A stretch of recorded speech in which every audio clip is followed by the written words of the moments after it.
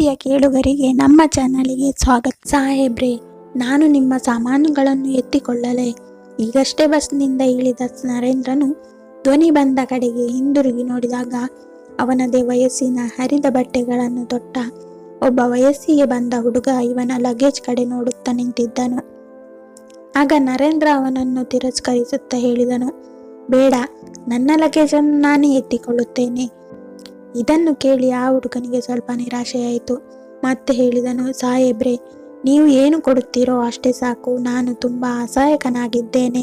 ನೀವು ಕೊಡುವ ಅಲ್ಪ ಸ್ವಲ್ಪ ಹಣದಿಂದ ನನಗೆ ಒಪ್ಪೊತ್ತಿನ ಊಟ ದೊರೆಯುತ್ತದೆ.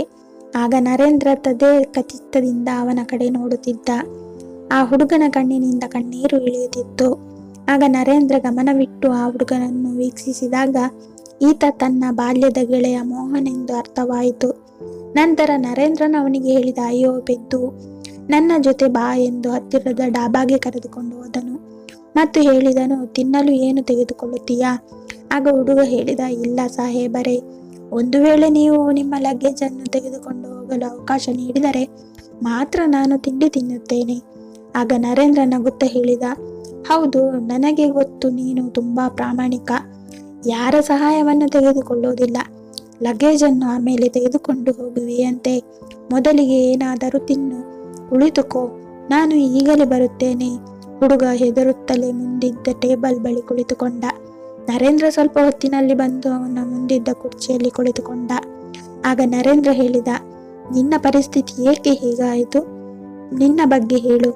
ಆಗ ಮೋಹನ್ ಹೇಳಿದ, ಸಾಹೇಬ್ರೆ, ನನ್ನ ಅಪ್ಪ ಇದೇ ಹಳ್ಳಿಯಲ್ಲಿ ಒಬ್ಬ ರೈತನಾಗಿದ್ದನು. ಊರಿನ ಜಮೀನ್ದಾರರಿಂದ ಸಾಲವನ್ನು ಪಡೆದು ಬೆಳೆಯನ್ನು ಬೆಳೆಯುತ್ತಿದ್ದರು. ಆದರೆ ಎಲ್ಲ ಬೆಳೆ ನಷ್ಟವಾಯಿತು. ಸಾಲ ಹೆಚ್ಚಾಗುತ್ತಾ ಸಾಗಿತ್ತು. ಆಗ ಜಮೀನ್ದಾರರು ಮನೆ, ಹೊಲ ಮತ್ತು ದನಕರುಗಳನ್ನು ಜಪ್ತಿ ಮಾಡಿದರು. ತಂದೆ ಅವರಿಂದ ಇದನ್ನು ಸಹಿಸಿಕೊಳ್ಳಲು ಸಾಧ್ಯವಾಗಲಿಲ್ಲ. ಅವರು ಆತ್ಮಹತ್ಯೆ ಮಾಡಿಕೊಂಡರು. ಆಗ ನಾನು ಬಹಳ ಚಿಕ್ಕವನಿದ್ದೆ. ಸ್ವಲ್ಪ ದಿನಗಳಲ್ಲಿ ಅಮ್ಮ ಸಹ ಈ ಲೋಕವನ್ನು ತ್ಯಜಿಸಿದರು. ನಾನು ಸ್ಕೂಲಿಗೆ ಹೋಗುವುದು ದೂರದ ಮಾತಾಗಿತ್ತು.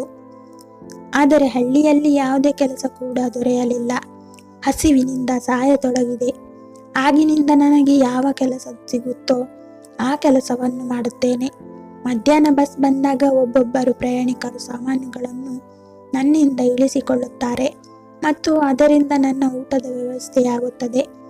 ಅವನು ಇದನ್ನೆಲ್ಲ ಹೇಳುತ್ತಿದ್ದಾಗ ಊಟ ಕೂಡ ಬಂತು.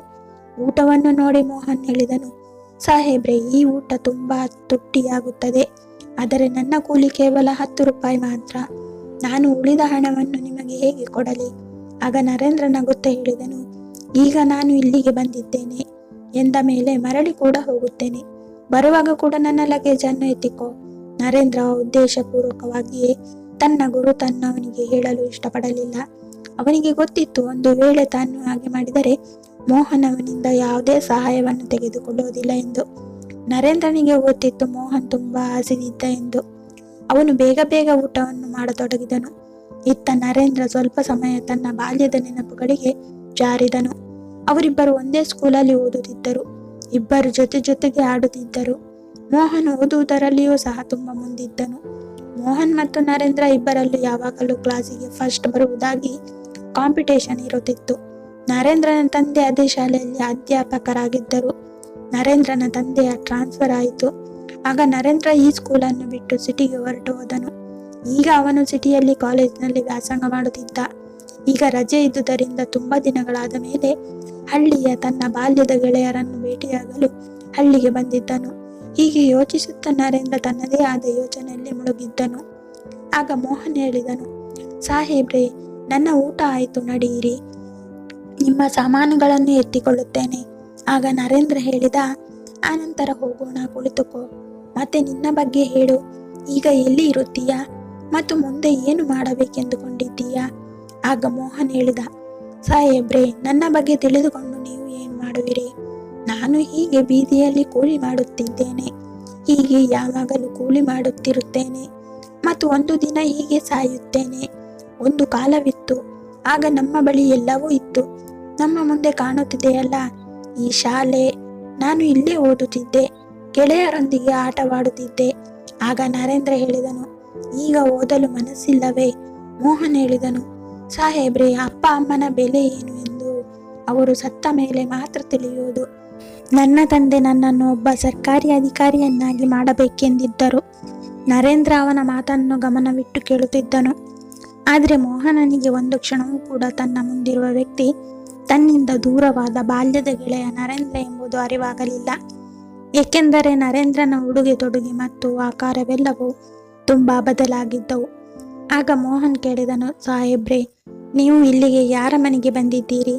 ಆಗ ನರೇಂದ್ರ ತನ್ನ ಗುರುತನ್ನು ಮುಚ್ಚಿಡುತ್ತಾ ಹೇಳಿದನು, ಹೀಗೆ ಇಲ್ಲಿಗೆ ಸುತ್ತಾಡಲು ಬಂದಿದ್ದೆ. ಉಳಿದುಕೊಳ್ಳಲು ಇಲ್ಲಿ ಯಾವುದಾದರೂ ಹೋಟೆಲ್ ದೊರೆಯಬಹುದೇ? ಹೌದು ಸಾಹೇಬರೇ, ಬಸ್ ಸ್ಟ್ಯಾಂಡ್ನ ಹಿಂದೆ ಒಂದು ಹೋಟೆಲ್ ಇದೆ. ನಿಮ್ಮ ಸಿಟಿಯಲ್ಲಿದ್ದ ಹೋಟೆಲ್ನ ಹಾಗೆ ಇಲ್ಲದಿದ್ದರೂ ಅದು ಸಾಧಾರಣವಾಗಿ ಚೆನ್ನಾಗಿದೆ. ಬನ್ನಿ, ನಾನು ನಿಮ್ಮನ್ನು ಅಲ್ಲಿಗೆ ಕರೆದುಕೊಂಡು ಹೋಗುತ್ತೇನೆ ಎಂದಾಗ ನರೇಂದ್ರ ಹ್ಞೂ ಎಂದು ತಲೆ ಆಡಿಸಿದನು. ಈಗ ಮೋಹನ್ ಸಾಮಾನುಗಳನ್ನು ತೆಗೆದುಕೊಂಡು ಮುಂದೆ ಮುಂದೆ ಹೋಗುತ್ತಿದ್ದ ಮತ್ತು ನರೇಂದ್ರ ಅವನ ಹಿಂದೆ ಹಿಂದೆ ನಡೆಯತೊಡಗಿದ. ಸ್ವಲ್ಪ ಹೊತ್ತಿನಲ್ಲಿ ಅವರು ಹೋಟೆಲ್ಗೆ ಬಂದು ತಲುಪಿದರು. ನರೇಂದ್ರ ಒಂದು ರೂಮನ್ನು ಬುಕ್ ಮಾಡಿದನು. ಆಗ ಮೋಹನ್, ಸಾಹೇಬ್ರೆ, ನಾನು ಹೊರಡುತ್ತೇನೆ. ಯಾವಾಗ ನಿಮಗೆ ಹೋಗಬೇಕೋ ನನಗೆ ಹೇಳಿ.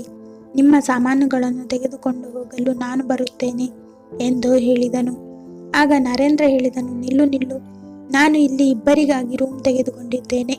ನೀನು ನನ್ನ ಜೊತೆ ಇರಬೇಕು. ಇಲ್ಲ ಸಾಹೇಬ್ರೆ, ನಾನೆಲ್ಲಿ, ನೀವೆಲ್ಲಿ? ಹೇಗಿದ್ದರೂ ನಾನು ಎಲ್ಲಾದರೂ ಮಲಗಿಕೊಳ್ಳುತ್ತೇನೆ. ನನ್ನ ಹಾಸಿಗೆಯನ್ನು ನಾನು ಒಂದು ಮರದ ಮೇಲೆ ಇಡುತ್ತೇನೆ. ಅದೇ ಮರದ ಕೆಳಗೆ ನಾನು ಮಲಗಿಕೊಳ್ಳುತ್ತೇನೆ. ನನ್ನನ್ನು ಹೋಗಲು ಬಿಡಿ ಸಾಹೇಬ್ರೆ. ಆಗ ನರೇಂದ್ರ ಹೇಳಿದನು, ನಾನು ನಿನ್ನೊಂದಿಗೆ ತುಂಬ ಮಾತನಾಡಬೇಕು. ನಾನು ಎಲ್ಲಿಯವರೆಗೆ ಇಲ್ಲಿ ಇರುತ್ತೇನೆಯೋ ಅಲ್ಲಿಯವರೆಗೆ ನೀನು ನನ್ನ ಜೊತೆ ಇರಬೇಕು. ನನಗೆ ಇಲ್ಲಿ ಯಾರ ಪರಿಚಯವೂ ಇಲ್ಲ. ನೀವು ನನಗೆ ಇಡೀ ಹಳ್ಳಿಯನ್ನು ಸುತ್ತಾಡಿಸಬೇಕು. ಅದಕ್ಕೆ ಮೋಹನ್ ಸರಿ ಎಂದು ಹೇಳಿದ. ಮತ್ತೆ ನರೇಂದ್ರನು ಮೋಹನನನ್ನು ಒಂದು ಬಟ್ಟೆ ಅಂಗಡಿಗೆ ಕರೆದುಕೊಂಡು ಬಂದನು. ಅವನಿಗೆ ಹೊಸ ಬಟ್ಟೆಯನ್ನು ಕೊಡಿಸಿದನು, ಹೊಸ ಚಪ್ಪಲಿ ಕೊಡಿಸಿದನು. ಮತ್ತೆ ಅವನನ್ನು ಕರೆದುಕೊಂಡು ಹೋಟೆಲ್ಗೆ ಬಂದನು. ಮೋಹನನಿಗೆ ಏನೇನೋ ಅವಶ್ಯಕತೆ ಇದೆಯೋ ಎಲ್ಲವನ್ನು ನರೇಂದ್ರನು ಅವನಿಗಾಗಿ ಖರೀದಿಸಿದನು. ಮೋಹನನಿಗೆ ಹೇಳಿದನು, ನೀನು ಸ್ನಾನ ಮಾಡಿ ಈ ಬಟ್ಟೆಯನ್ನೆಲ್ಲ ತೊಟ್ಟುಕೋ, ನಾನು ಈಗ ಬರುತ್ತೇನೆ ಎಂದು ನರೇಂದ್ರ ಹೊರಟಾಗ ಮೋಹನನಿಗೆ ಏನೂ ಅರ್ಥವಾಗಲಿಲ್ಲ.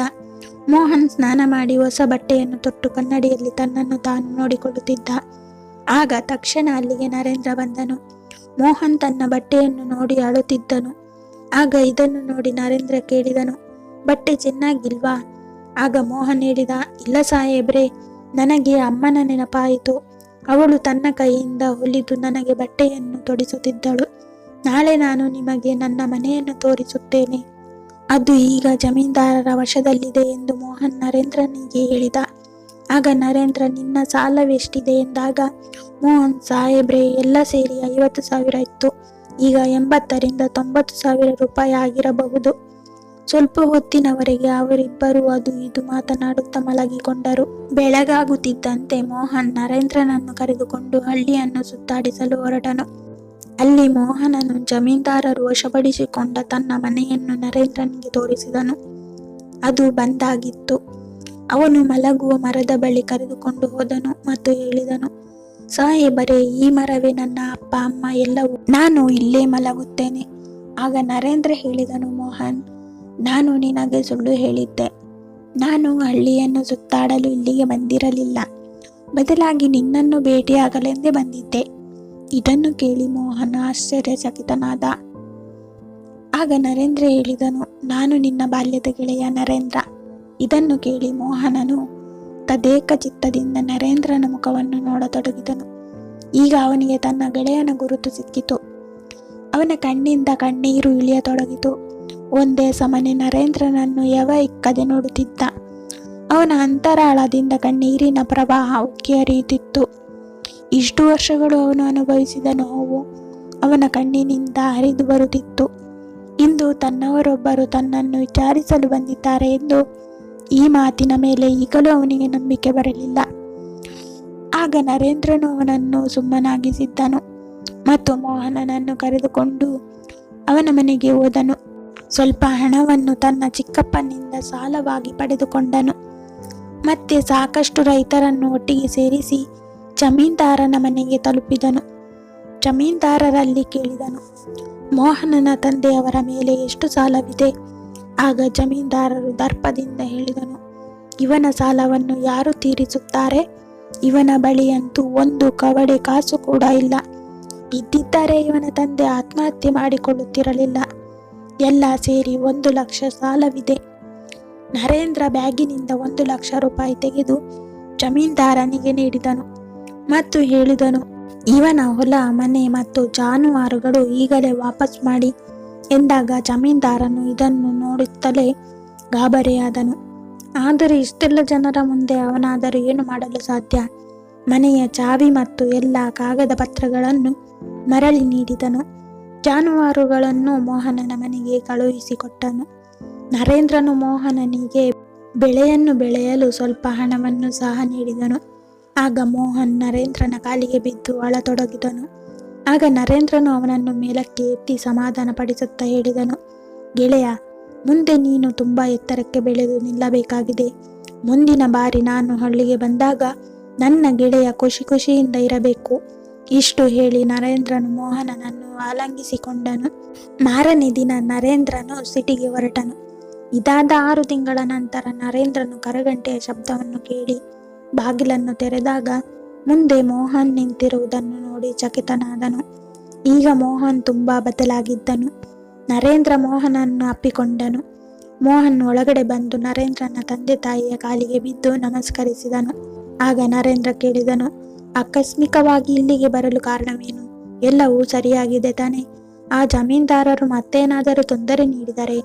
ಆಗ ಮೋಹನ್ ಹೇಳಿದ, ಇಲ್ಲ ಮಾರಯ್ಯ, ನನ್ನ ಹೊಲದಲ್ಲಿ ಉತ್ತಮ ಫಸಲು ಬಂತು. ಅದರಿಂದ ಬಂದ ಹಣದಿಂದ ನಿನ್ನ ಸಾಲವನ್ನು ಮರಳಿ ನೀಡಲು ಬಂದಿದ್ದೇನೆ. ಇದರಲ್ಲಿ 20,000ವಿದೆ. ಉಳಿದ ಹಣವನ್ನು ಕ್ರಮೇಣ ಹಿಂದಿರುಗಿಸುತ್ತೇನೆ. ಆಗ ನರೇಂದ್ರ ಹೇಳಿದನು, ನೀನು ನನ್ನ ಫ್ರೆಂಡ್. ನಾನು ನಿನಗೆ ಯಾವುದೇ ಸಾಲವನ್ನು ನೀಡಿಲ್ಲ. ನೀನು ಹೇಗೆ ಆ ರೀತಿ ಯೋಚಿಸಿದೆ? ನಾನು ಈ ಹಣವನ್ನು ತೆಗೆದುಕೊಳ್ಳಲು ಸಾಧ್ಯವಿಲ್ಲ. ಆದರೆ ಮೋಹನ್ ಒಪ್ಪದೆ ಹಠ ಮಾಡತೊಡಗಿದನು. ಆಗ ನರೇಂದ್ರನ ತಂದೆ ಹೇಳಿದರು, ಮಗ, ಈ ಹಣವನ್ನು ಇಟ್ಟುಕೋ. ಇದು ಅವನ ಪ್ರಾಮಾಣಿಕತೆ. ಅವನು ಅದನ್ನು ಪಾಲನೆ ಮಾಡುತ್ತಿದ್ದಾನೆ. ನರೇಂದ್ರ ಹಣವನ್ನು ಇಟ್ಟುಕೊಂಡನು. ಮತ್ತೆ ಮೋಹನನ್ನು ನಾಚಿಕೆಯಿಂದ ತನ್ನ ಮದುವೆ ಕಾರ್ಡನ್ನು ನರೇಂದ್ರನಿಗೆ ಕೊಟ್ಟನು. ಆಗ ನರೇಂದ್ರ ಹೇಳಿದನು, ಇದೇನಪ್ಪ, ಮದುವೆ ಮಾಡಿಕೊಳ್ಳುತ್ತಾ ಇದೆಯಾ ಎಂದು ರೇಗಿಸಿದನು. ಅದಾದ ಮೇಲೆ ಕೆಲವು ದಿನಗಳ ನಂತರ ನರೇಂದ್ರನು ತನ್ನ ಪರಿವಾರ ಸಮೇತವಾಗಿ ಮೋಹನನ ಮದುವೆಗೆ ಹಾಜರಾದನು. ಇದನ್ನು ನೋಡಿ ಮೋಹನನಿಗೆ ತುಂಬಾ ಖುಷಿಯಾಯಿತು. ಅವನ ಜೊತೆಗೆ ಅವರಿಬ್ಬರ ಗೆಳೆತನ ಚೆನ್ನಾಗಿರಲೆಂದು ಇಡೀ ಹಳ್ಳಿಯ ಜನರು ಅವರಿಗೆ ಶುಭ ಹಾರೈಸಿದರು. ಧನ್ಯವಾದಗಳು. ಈ ಕತೆ ಇಷ್ಟ ಆಗಿದ್ದರೆ ಲೈಕ್ ಮಾಡಿ, ಶೇರ್ ಮಾಡಿ. ಸಬ್ಸ್ಕ್ರೈಬ್ ಮಾಡದವರು ದಯವಿಟ್ಟು ಸಬ್ಸ್ಕ್ರೈಬ್ ಮಾಡಿಕೊಳ್ಳಿ. ಧನ್ಯವಾದ.